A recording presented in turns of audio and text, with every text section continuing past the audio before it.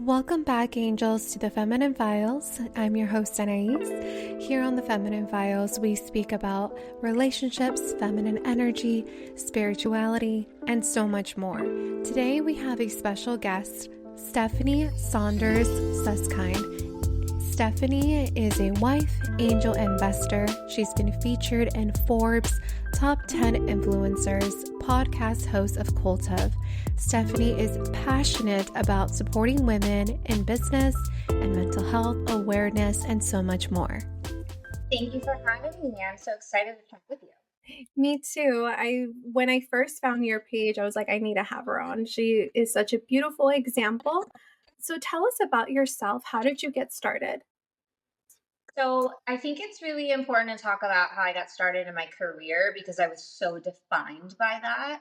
Listen, I plan on going to law school. You know, they say you make plans and then watch like God laugh at you.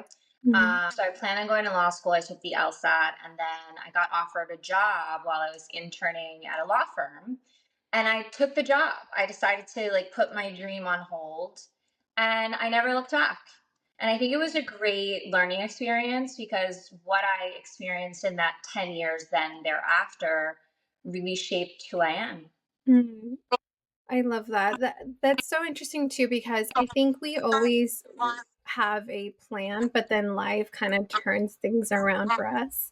Right. And you have to be willing to take the things that present themselves, even if they end up being the wrong thing, you still have to try to grow. If it's a different thing, it's okay.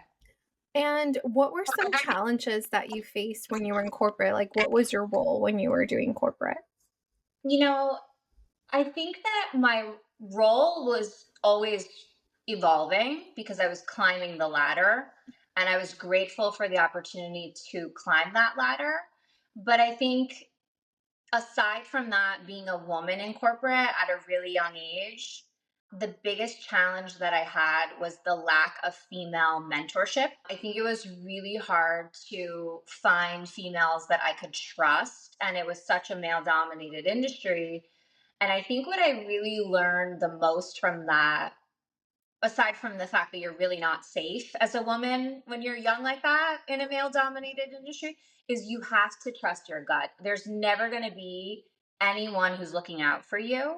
And you have to kind of be okay that it's like a very, very competitive landscape. Mm-hmm. When you were in corporate, being a woman, how did you deal with mean girl energy, especially since there wasn't a lot of women that were mentors? So I think this applies to like life in general. And for some reason, this is the story of my life. And I think it's a lot of women's story, right? So, like, I have the mother wound, right? So, my mother never really was my friend. Like, we never had that compassionate relationship. And so, I then lacked that support with her as my mentor, right? And then, since I wasn't understanding, like, what I needed to heal from that, I carried that then for a long time. So I was always being kind of hit over the head with this same very competitive woman vibe, and I was hurt by it. So I think in the beginning of my career, I was offended and I didn't understand why other women were feeling so competitive towards me. But now, fast forward as I age myself, I think what I've really realized is that you have to understand that it's never about you. It is always a reflection of how that person is feeling because they are threatened by you in one way or the other. It's their own insecurity being triggered by your ability or just an insecurity that they may be replaced. And that is a real thing because there's not enough connection and uplifting for women that I've seen, especially in like a corporate landscape. Yes, I agree with you because also I've worked in corporate as well, and you're correct. There's no women supporters, especially if you work in a male dominated industry. There's no support in that way. Right. I think the real reason for that though is because like regardless of how far things have come for women and like how many beautiful entrepreneurs and like female CEOs are, there are still way less than there are men.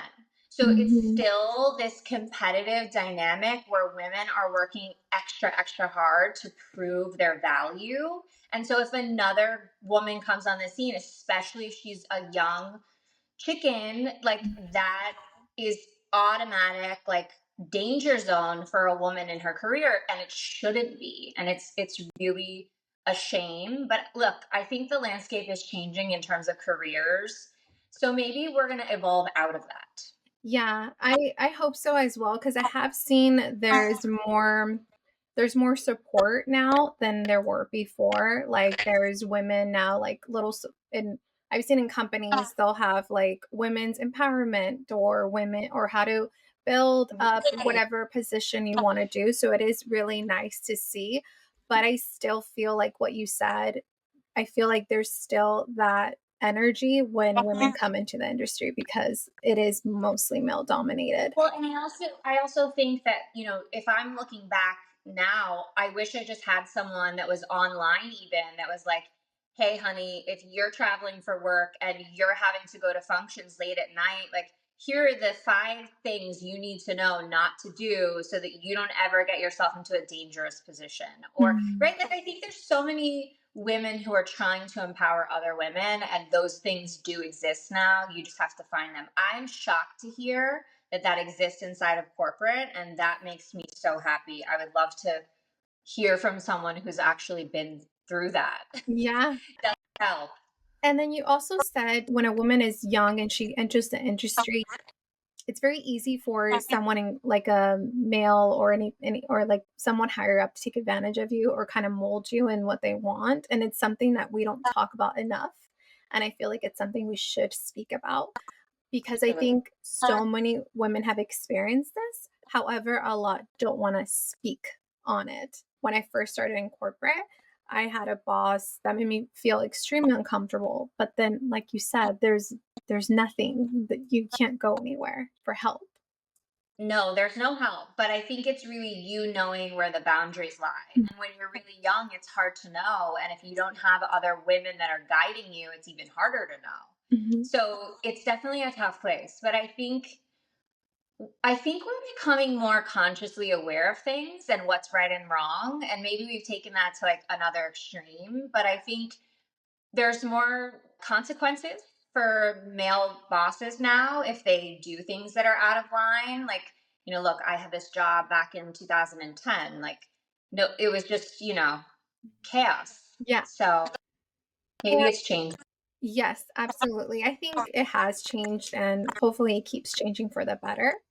What would be your advice for someone who wants to become successful but has challenges such as maybe they're a single parent or don't have a degree or don't have the income to start a business? So, it's really interesting. I have a college degree and I never used it once in my entire career. Mm. I also had the corporate job and it was great and all, but it wasn't very fulfilling.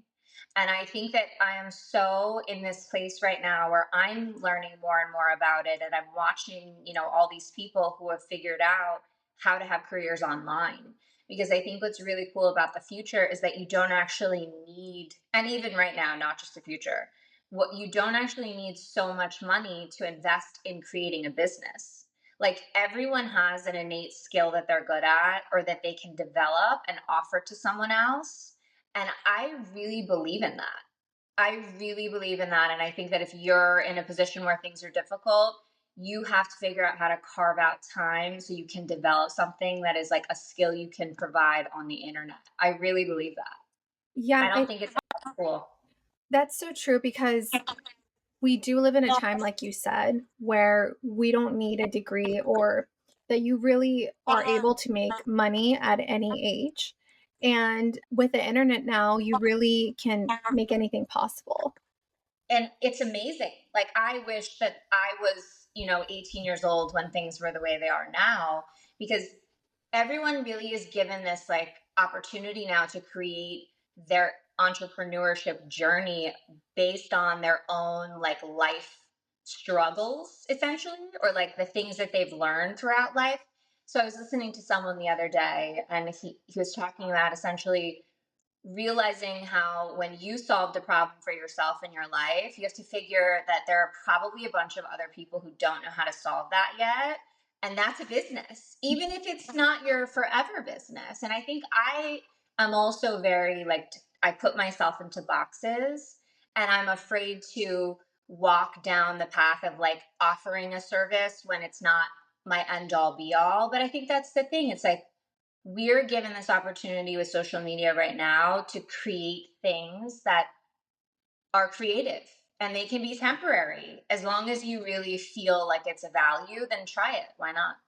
And you really have nothing to lose to start. And I think it's take away the stigma that people are going to judge you. Like, I think a lot of people are so scared. Like, what is That's someone it. going to think when I post? Because when I first started my Instagram, it was first like fashion, but then it was like it wasn't fulfilling.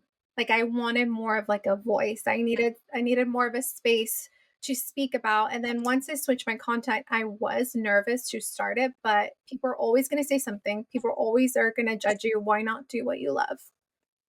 I completely agree with you. And I am like prime example. It is always about fear. Mhm. I am like, oh, I'll think about this for the next 3 years. And it's like, what do you mean? Just learn out loud. Like, Yeah. who cares? Like, the only person that cares is you and your mind. Like, Yeah. these people that are watching you, they won't remember later on, you know? Mhm. Yeah, same thing with like starting a podcast. I always said like, okay, I'm not ready yet, or wait for the perfect time, but there's never a perfect time. You Never. have With to just anything. jump into it. Yeah, totally agree with you. And you said when you were working in corporate, it wasn't fulfilling.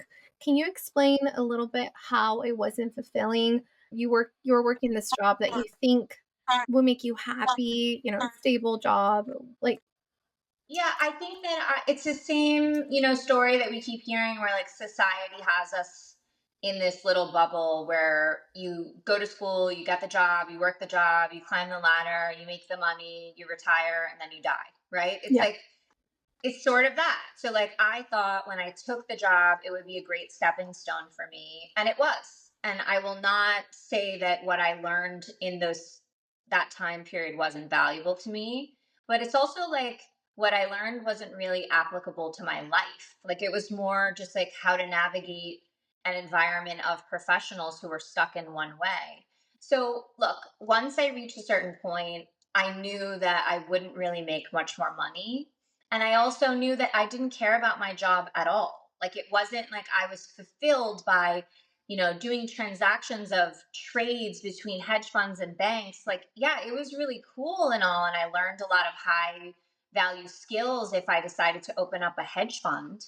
But like, I'm not really super passionate about that as my core thing. It's not who I am. And I think right now I'm in this place where the next thing that I do, I wish was the first thing that I did, which is what I really, really resonate with and what I enjoy doing.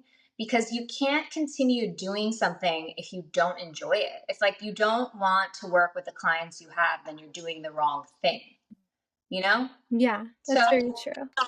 yeah. And they always say, do what makes you happy because that's where the money is and that's where the success is. And listen to your intuition and let it guide you. But that's hard to do, right? Like, Mhm. especially if you're not fully conscious of what really makes you happy. Like, you can have a lot of things, but look, it's a journey for sure. Absolutely. And you and your husband do have the Suskind Family Foundation for Women's Issues and Mental Health. What inspired you to start this? So I think that I really wanted to start the nonprofit because I wanted to provide what I never had. Mm. I think focusing on, doing things that are for the betterment of women or the community, because we've done things that are not just related to women. But I think I wanted to offer what I never had, a That's safe beautiful. space, community. Yeah. Yeah, that's really beautiful of you. Thank Seriously. you. Yeah, because not a lot of people do that. Not a lot of people want to give, especially something that they didn't have. So I think that's Sure. very beautiful. But I think we all get to a point where we feel that call, right? Mhm. Where we see ourselves in a prior version, you know what I mean? As a person who's gone through things, I think you end up wanting or being called to do that. It's very interesting how life works. Yes. And do you think it's a good idea to work with your significant other? What are some pros and cons? Question. Okay, so that's such a mixed bag question because I would say that it depends on the scenario. Every relationship is different, but I think working with your spouse can be incredibly rewarding, especially if we're talking about your career being what you love. So, like, if your career is your purpose and you also have your spouse within that, like, how rewarding is that? Yeah. But I think it's also really important to have like boundaries. So I think Joe and I, my husband and I, we worked together for a short period of time when I left corporate and COVID happened. So it was like we were home, we were stuck home, and all we were talking about was work. And I think when work overtakes the relationship, that's not good either. So Yeah. you really have to have like super firm boundaries so you're not, only doing one thing, Yeah. right? Yeah, absolutely. You want to set time apart and not talk about work and just connect Totally. with each other. And like, but wouldn't it be so amazing if you had this career that was your passion and your purpose, and your spouse was involved in it, right? Yeah. But if you can't find the balance, Then then it's a you're in no. trouble. Yeah. There was a video you posted. It was like a clip, and you said when you're talking about your spiritual awakening, you felt like a lone wolf. I really resonated with that because I didn't think of it the way you worded it. Because when I had my spiritual awakening, I felt like a lone wolf. I lost a lot of friends and I didn't really understand what was going on. But then coming on the other side, now I understand why I lost all these people. So, what are some signs, or how did you know you were having a spiritual awakening? Can you explain us a little bit how that was? Yeah. So I think that when you're having a spiritual awakening, it's really just consciousness. You're becoming aware that you're aware, Mhm. right? And I think that's the first step. But then I think the second step to spiritual awakening is actually really the isolation, like the dark night of the soul, because you are not resonating anymore with everything because you are aware, right? So now that you become aware, you're kind of reevaluating everything. And the dark night of the soul is heavy. And you can't really find your footing, I feel, when you're going through that, because you need the self isolation so that you can have alone time and really become this new version of yourself. And there's a lot of shedding involving that. I think that's how you know. For me, My I read the book The Secret. I'm sure you're aware of which book it is. So after I read that book, I was like, okay, I've been living in autopilot my whole life. Right. And after that, that's when the awakening starting and I started to cut friends off. I started to feel wasn't an alignment with a lot of people. And it was scary because you're losing so many friends, even friends that you've been friends maybe since high school or college. And then people look at you like if you think you're better than them, but it's not. It's you're putting yourself first. And I feel Right. like that's love. That's love for yourself, putting yourself first and doing what's best for you. Do you know how valuable it is that you read a book and were able to then like have this conscious moment and then go through this shift? I wish, if that is the way to make it happen, I wish I had done that a long time ago. Mine was a lot more brutally intense than that. So I commend you for being able to make that happen from that book. The book Thank is amazing. you. My mom told me to read that book. Oh, that's great. Yeah, because she kept saying, think positive and positive things will happen. I'm like, what are you talking about? That's great. So see, for me, I think also I had a lot of heaviness because my parents, I have a bad relationship with them. So I think having that and then having a spiritual awakening, it was like I was completely alone. So I didn't have Mm. family, I didn't have friends, I had to cut everyone out. And it's really, really heavy, but it's probably the most rewarding thing you can ever gift yourself because it's a rebirth. Mhm. Yes, and how did you deal with losing friends? What would be your advice for someone who's maybe going through this? and are starting to lose friends, like girlfriends, and you know how girls can be as well. Yeah. But I think you have to realize that you're energetically consciously making the choice to cut those people off. Mm. It's not the fact that you have come to this realization that you have this new awareness, and you are starting to realize what's working for you and what isn't, what you're in alignment with, what you're not in alignment with. You already know you're not in alignment with those girlfriends. So the fact that they're maybe kind of leaving is only because you're kind of pushing them out the door. Like when someone isn't on your level of growth or isn't meant to come with you, you have to be grateful for the time together and just keep it going. Like the time alone is more valuable than anything I can ever advise anyone of. And then when you're done with that, I think it starts to open doors that are completely new, and you attract the people, like you attract your tribe Mhm. You, eventually. yes, you truly do attract. You attract what you are. You attract what you think, what your primarily your energy is. And I think it's so important to be aware of how you're feeling and what is around you. Also, like, how does someone make you feel? Does someone make you feel tired? Do they make you feel sick? Because those are also energy vampires that a lot of people don't speak much about. And I think once you have that spiritual awakening, you are more aware of what's going on. You know what's so crazy? I was just talking to someone about this the other day. We are not taught how to protect our energy in school because it's like a joke, right? Like people, even to talk about this in a general conversation, people are like, what are you talking about? Protect my energy? How? Like it's still a joke to some people. But I wasn't really ever aware that I was being drained energetically by people. And when I finally like had that moment, I was like, oh my god, my whole life I've been drained by people. Like I try to wear as much black as possible when I go to like big events because it's just natural. It happens when you're in alignment with your body, and that's huge. Yes. And you said right now where you speak about energy, people kind of look at you funny. I always have. They kind of look at you like, what's wrong with you? Right.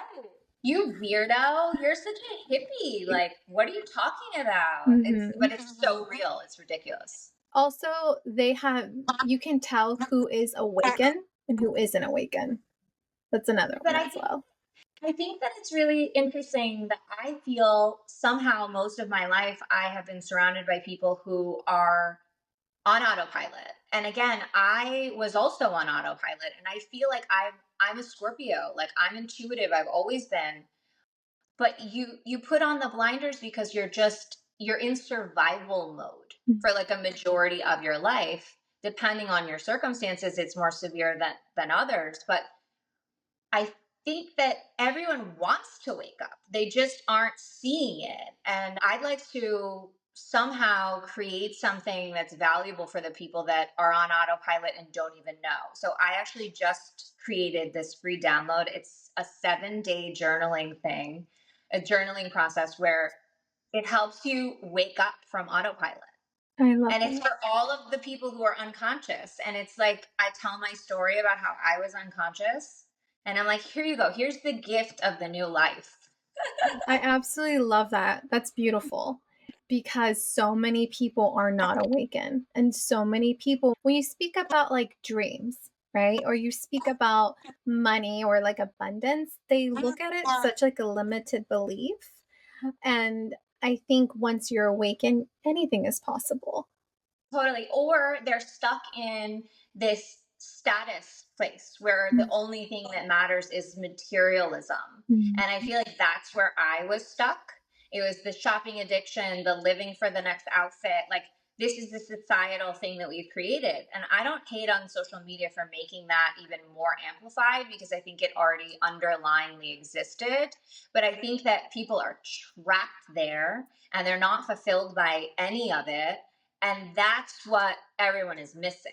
Because you can have all those things once you are fulfilled internally, and those things are more valuable to you because you buy them in a different way. You know, you buy them because you value the color and there was meaning because you bought it when you were in Paris, or right, it's different. It's not just like I need this because everyone else has it and I need them to see that I can have it. Like that is where we are stuck right now, unfulfilled. Yes, I think absolutely correct. I think a lot of people think the material things defines them. It defines who they are, but in reality, it's what's inside and who you are as a person. There's nothing wrong with having nice things. There's nothing wrong with wanting nice things, but know that those things don't define you. Know that in reality, what defines you is you as a person, who you are, how you treat people. 100%. Yes. And One. also, when people say things like, oh, it must be nice to have that nice car, or it must be nice to have all of that, that's how you know when someone is not Jealous. awakened and jealous. And that is an evil eye towards you. Yeah. And it's even if it's unconscious, it's Mhm. totally there. Absolutely. And when you first met your husband, what were some challenges you faced while being in your masculine energy? So, it's really funny because I think that the relationship really triggered me to realize how much I was in survival mode my whole life. Because for the first time, I met someone who challenged me to see something I hadn't seen because he was offering something I hadn't been offered before. Mm. Like I never really, when you're in survival mode, like I was, it was prioritizing independence and never allowing someone else to do anything that was related to my survival. Right. And so, and listen, I had relationships before. Like I had a long-term relationship in college, but it was like a childhood, like you're a child. So when I met my now husband, I think he wanted to be this masculine figure and offer me support and assistance, like pick me up when I have a car accident. And obviously, that's a very basic thing you would think is normal. But that was the moment where it shifted. I think he was offended when I had this car accident. It was very minor. We had been dating for a few months. And I just called the tow truck company and I dealt with the whole thing. And I told him later I had a car accident. He was kind of like, why didn't you say something to me? Like, I want to be a part of this. Like, aren't we like a thing? So it was very interesting because, of course, I didn't want to exclude him, but my natural instinct had always been like, get it done. This, you know how to survive, you know how to do this. And I think that was the beginning of me understanding how messed up I was and how in my masculine I was. And I had to start unpacking and unraveling that. And yes, because a lot of women now are in that survival energy, are in that energy where I think a lot of women want to be able to have a man come in and let him take the lead, but it's become so hard for women to allow someone to be that masculine energy and get out of survival mode. And you know, like your husband came in and he wants to help you, he wants to be there for you, be that shoulder. And since you were in survival mode, that was hard for Yeah. you to be able to get that. And that's when you're in survival mode, certain things will trigger you, like someone wanting to help you, and that's your sign that you need to get out of that survival mode in order for someone to come and be that shining armor, because that's what true healthy masculine men want to do for you. And what did your husband have to do or show you that it was safe for him to take the lead? So being in survival mode and meeting a man that wanted to offer a different kind of energy and be a lead role in my life was terrifying.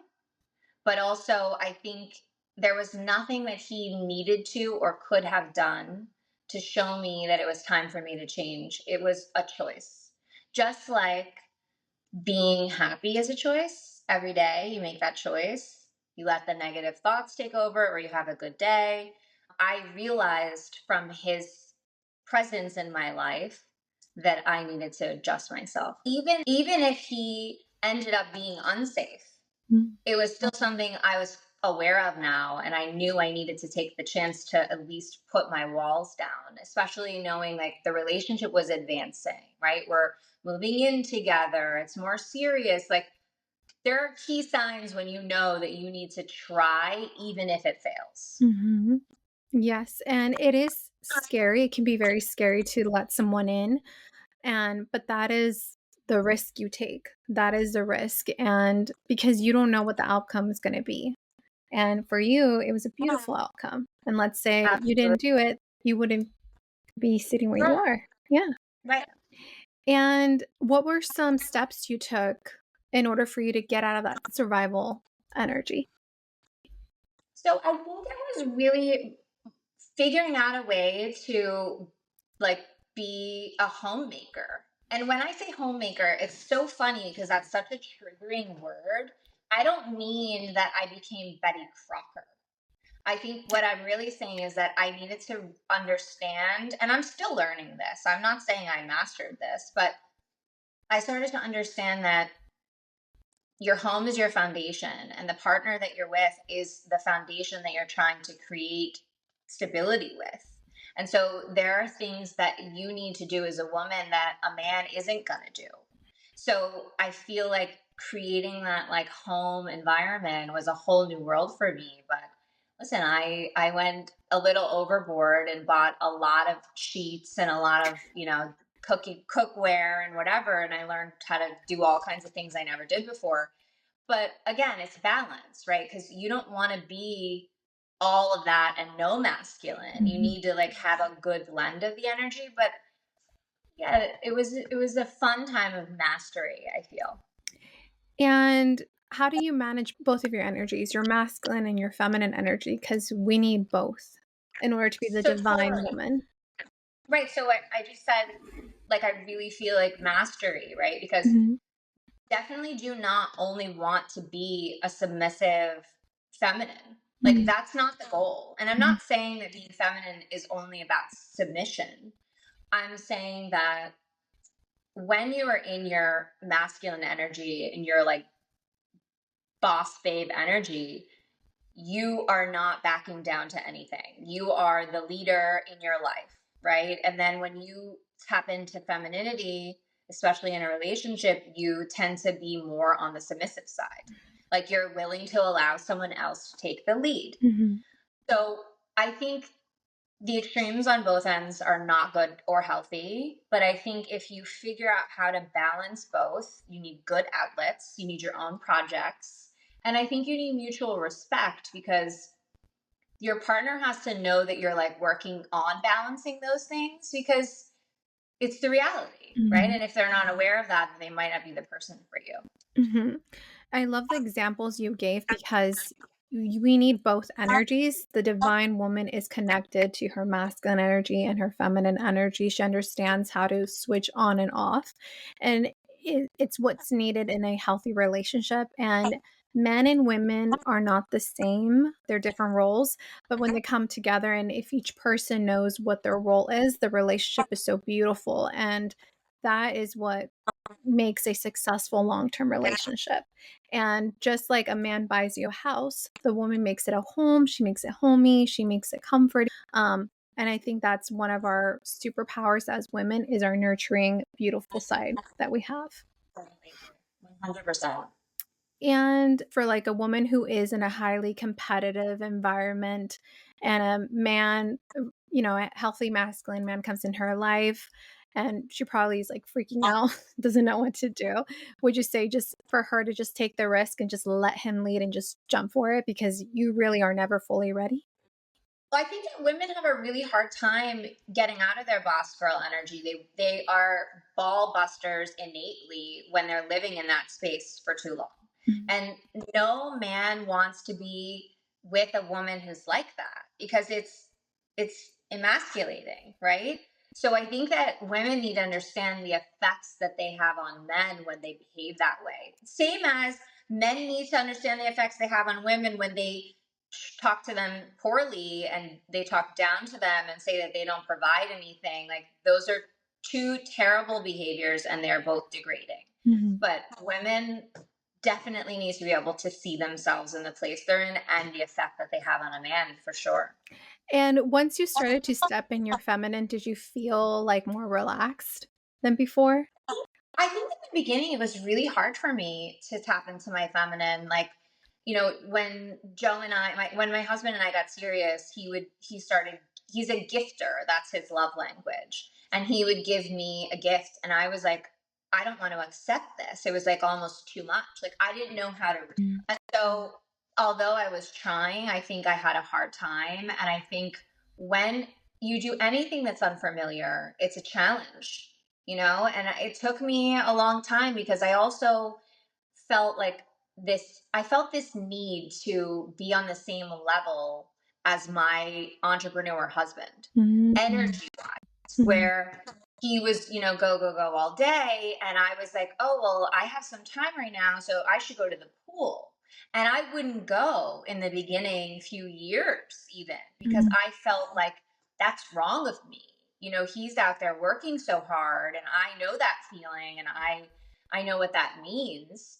What's my value if I'm not bringing something like that to the table? Mhm. So I struggled with it for a while. Mhm. And I think I finally did come to a place where I had more of a relaxed feeling when I finally felt like I knew how to embrace both sides. Good. I love hearing that. And you are such a beautiful example because so many women have such a hard time dealing with this or how to step into their feminine while being in a very high competitive career. Because let's face it, it's like many women now. And I think if they hear stories from you or like tips from you, they can be like, okay, now I understand, or how I can step into that and how I can start connecting to that and letting a man be a man, because you're correct. A man doesn't want to date a woman that is competitive, and because he doesn't want to date another man, he wants to date a woman.